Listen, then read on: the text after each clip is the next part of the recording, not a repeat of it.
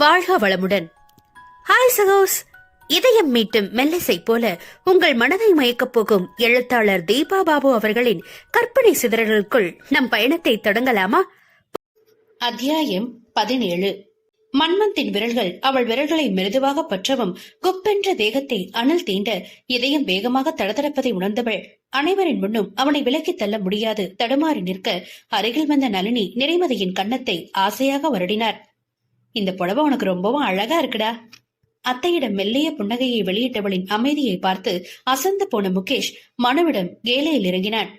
என்ன மாமா, எங்க வீட்டு பிள்ளைய இப்படி ஒரே நாள்ல ஆர்ப்பரிக்கிற கடல்ல இருந்து அமைதியான நதியா மாத்திட்டீங்களே. எங்கள்கிட்ட எல்லாம் இனி அவ பழையபடி வாயடிக்க மாட்டாளா? ஐயோ, எனக்கு என்னோட சரிக்கு சரியா மல்லுக்கு நிக்கிற என்னுடைய சண்டை ராணி தங்கச்சி தானே ரொம்ப பிடிக்கும் என்று அவன் போலியாக விசனப்பட மதி சுட்டும் விழிகளாலே தமையனை எரிக்கும் முயற்சியில் ஈடுபட்டிருந்தாள். இன்னமும் நம்ம மதி முழுசா மாறிடல.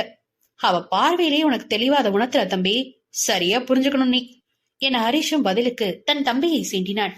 அனைவரின் முகங்களும் இள நகையை தத்தெடுத்திருக்க மகளின் முகத்தில் தெரிந்த தெளிவு தனது திருமணம் குறித்து அவள் மனதில் பெரியதாக எந்தவித சஞ்சலமும் இல்லை என்பதை பெற்றவர்களுக்கு உணர்த்த அவர்கள் நெஞ்சிலும் பெரும் நிம்மதி சூழ்ந்தது.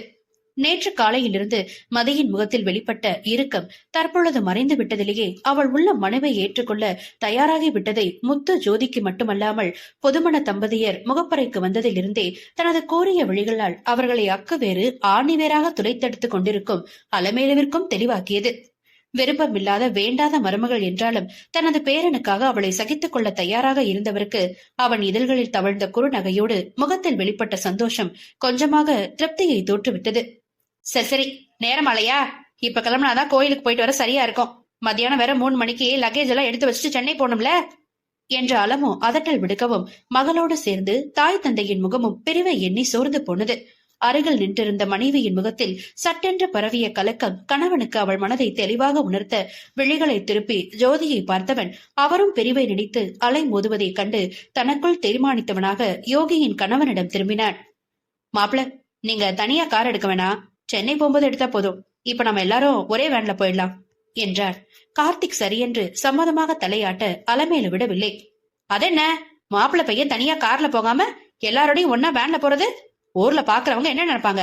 மாப்பிள, நீங்க கார் எடுங்க என்று பேரனின் முடிவிற்கு ஆட்சேபம் தெரிவித்தார் அவர்.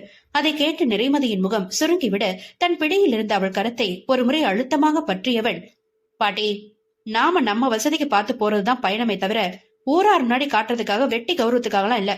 ஒரு அரை பொழுது டிரைவிங் செய்யாம மாப்பிளையும் ரெஸ்ட் எடுத்த மாதிரி இருக்கும்ல, நீங்க என்ன சொல்றீங்க என்று கார்த்தியிடம் திரும்பி அர்த்தமாக பார்த்தான்.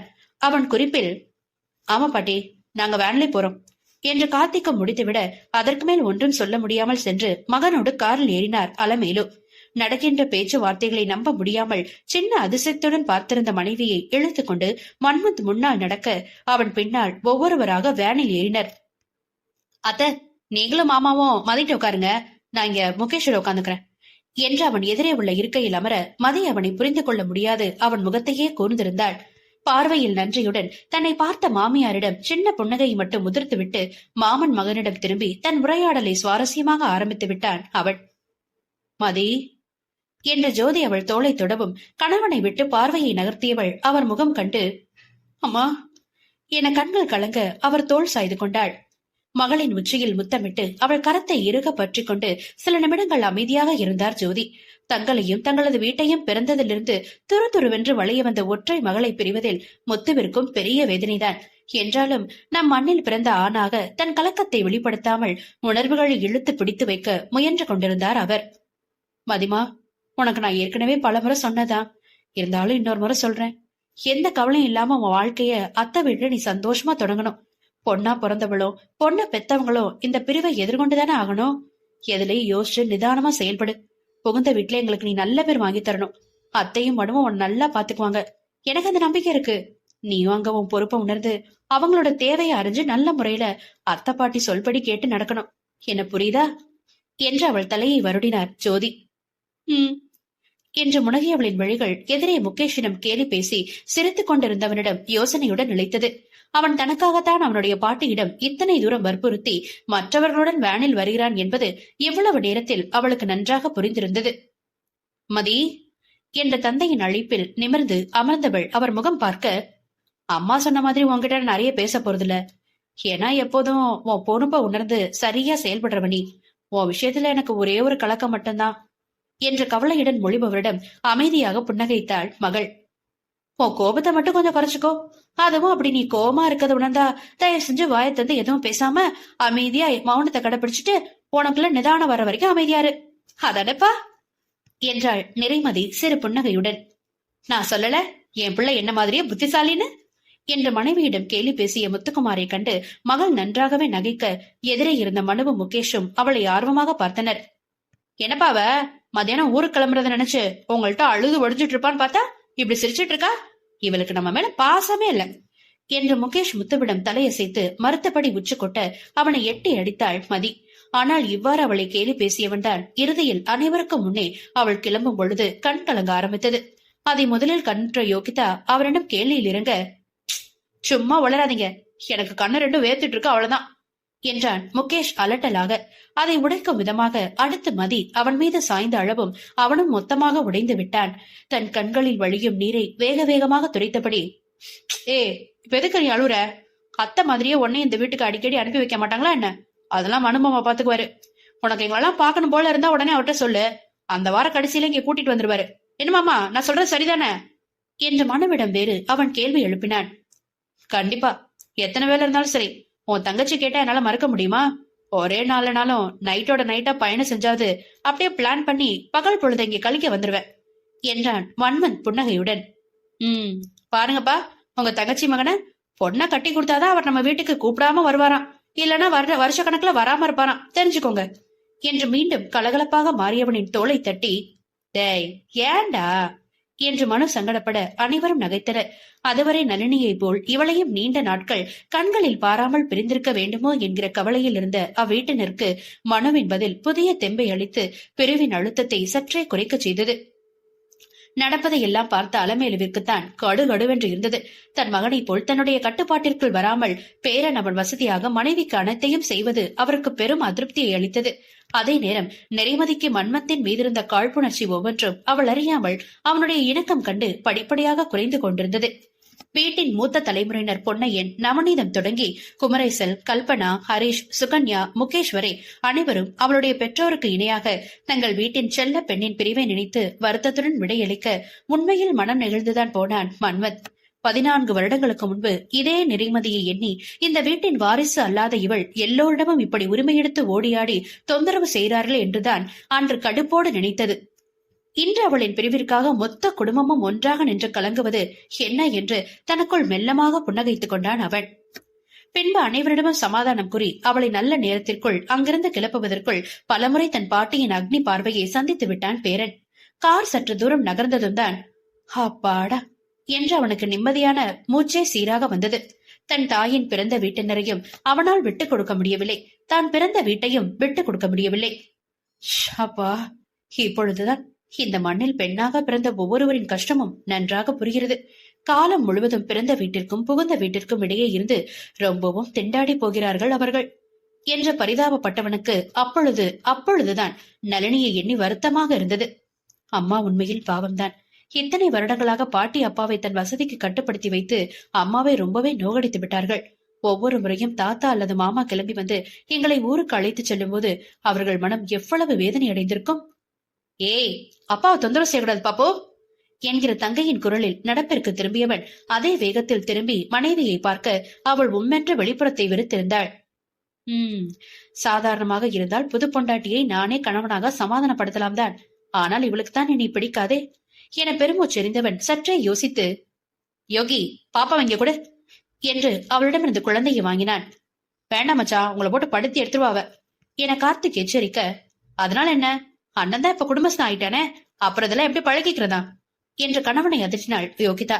மதியின் விழிகள் சின்ன திகைப்புடன் மனுவிடம் திரும்ப அவன் விழிகள் அவளைத்தான் அப்பொழுது புரியாத பார்வை பார்த்திருந்தது.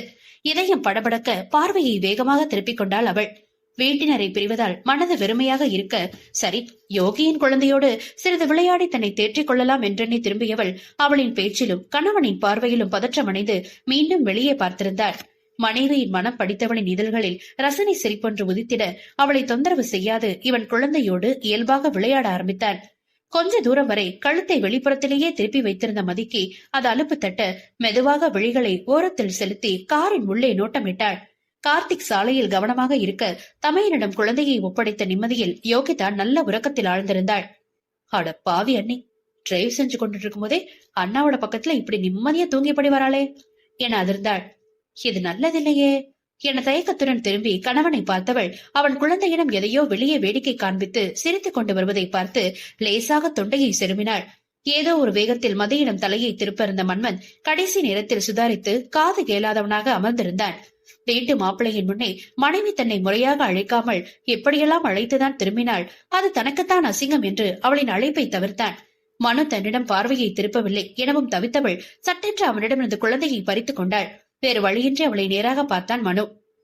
இந்த அண்ணி எப்படி தூக்கிட்டு வராங்க, அங்க பாருங்க, நீங்க இறங்கி முன்னால போய் அவங்களை இங்க அனுப்புங்க என்றாள் மதி வேகமாக. இவள் உண்மையாக அதற்காக மட்டும்தான் சொல்கிறாளா, அல்லது இவளை விட்டு என்னை முன்னால் துரத்த பார்க்கிறாளா என்று அவளை சந்தேகமாக பார்த்தான் இவன். அவன் பார்வையில் நெற்றியை சுருக்கி என்ன என்றாள் புரியாமல். அதில் தெரிந்த தெளிவு அவளிடம் கள்ளம் இல்லை என்பதை உணர்ந்து முன்னால் சற்று நகர்ந்து கார்த்திக்கிடம் குனிந்தவன், மாப்பிள வண்டியை கொஞ்சம் நிறுத்துங்க, யோகி வேணும்னா பின்னாடி வந்து தூங்கட்டுமே, நான் வந்து அங்க உட்கார்றேன் என்றான். என்ன மச்சான், இல்ல அவ தூங்கி தூங்கி விழுறாள, உங்களுக்கு டிரைவ் செய்ய சிரமமா இருக்கும்.